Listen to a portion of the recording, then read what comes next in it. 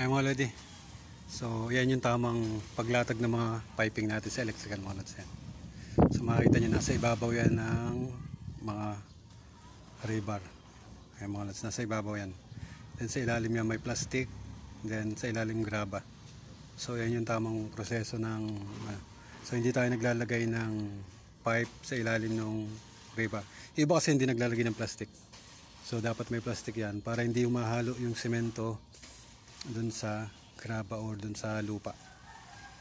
Then yung pipe natin nasa loob mismo ng buhos na semento. Makikita nyo yan.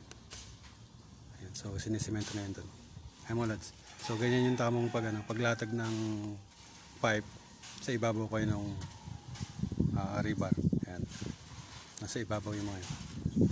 So walang walang pasok ng tubig dyan kung magkakaroon ng baha dyan. Hindi papasukan yung tubig yan kasi nasa loob mismo ng semento.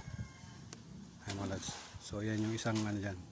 Yan yung isang tamang proseso para sa pagko-flooring mga lads yan. Nakita niyo yan. So plastic yan, may plastic.